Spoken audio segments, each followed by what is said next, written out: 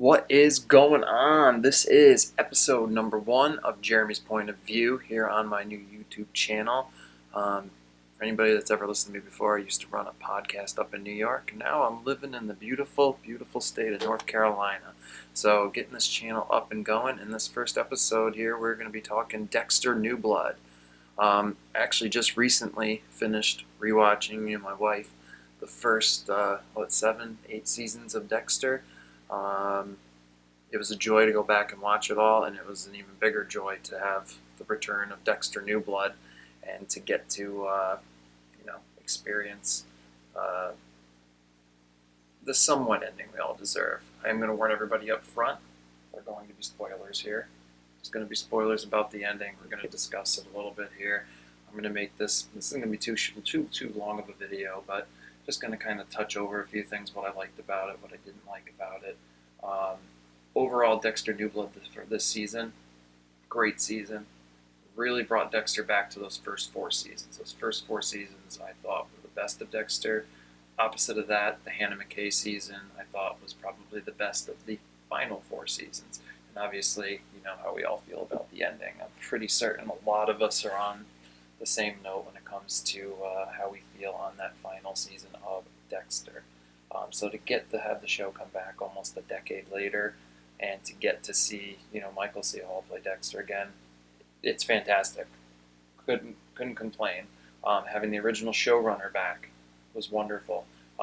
You could really see that they had a lot of love and passion to bring this character back, and they wanted to give him the send-off that he actually deserves. So whether or not they hit on all of that, we'll talk about it. But this Dexter New Blood season, for those of you that are still watching it or haven't watched the finale, Dexter out in the wilderness. He's living in New York, away from Miami after faking his death, and really got back to the nitty gritty. We could see Dexter after 10 years could live a life without killing. And then his son comes into the picture, Harrison, who he hasn't seen in over a decade, comes back, and we see how that kind of turns the world upside down, having his son re-enter his life. We deal with Kurt as the killer. I love the back and forth between Dexter and Kurt. Really, if you were a fan of Dexter at all, or if you're even a new fan getting into it, go back and watch the original Dexter episodes and watch this new season. It was really, really, really good. As far as the ending, it's a little bit where I have some gripes. As a lot of you know, here we are, spoilers. At the ending, we have Dexter. Harrison ends up shooting him. Dexter wants Harrison to go with him, and Harrison ends up calling Dexter out for basically, it's a great throwback to the first episode of Dexter. Look what you've done, he says to him. Would Aunt Deb still be here? Would all these people still be here if it wasn't for you and what you basically got everybody into? And it really put things into perspective for Dexter. Dexter didn't want to go without his son. He was like a caged wolf, chewing his leg out of a trap when he was in that jail cell, and he did everything he could to get out of it just to get back to his son, not realizing, in those moments, he became the monster that he always preached he was taking out of the world. The sad thing for me, loving a character like this, is to see him, die on screen. Bittersweet for me. I always felt like the ultimate ending would be to see Dexter finally get caught, finally get to face up to the boss, or the Bay Harbor Butcher, finally get to, even go on the run for a little bit and get caught and stand trial, and ultimately, talking about it, that one of the original endings was to have Dexter get caught, go to trial, and get the electric chair. And as he was sitting in the electric chair, all of the faces of all the hundreds of people he's killed would all be around him, as they snuff out his life, so to speak. I understand the ending. I understand they didn't know if they were going to have another season. This was a one-off. They are talking, as it's been extremely successful, they are talking about doing a second season. Where that would go, we follow Harrison. one of my biggest gripes is Batista. We need more Batista. Like, how the hell do you set up Batista like that in that little bit, and then you bring him back in the last episode? You set him up for this big face-to-face with Dexter, and before we get it, Dexter's gone, and there's our resolution. So that was a big gripe I had. Batista, I think, was a loved character for all of us, and really wanted to see him come face-to-face with Dexter.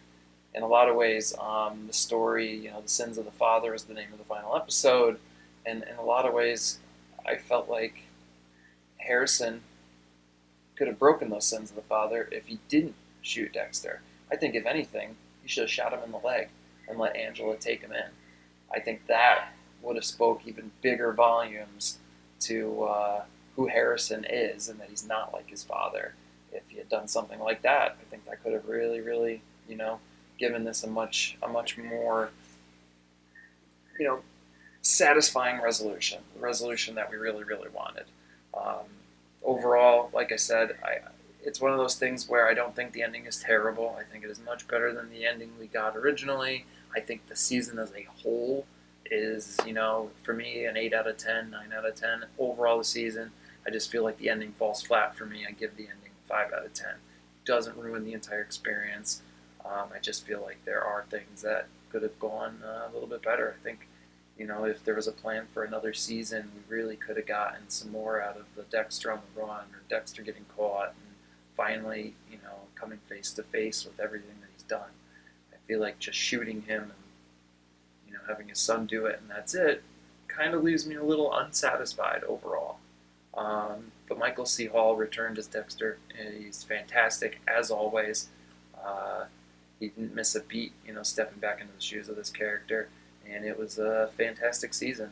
That's really all I got to say about that. So you guys go check out the new season of Dexter New Blood. If you haven't checked it out, go back and watch the original seasons. They still hold up to this day. Just finished rewatching them all.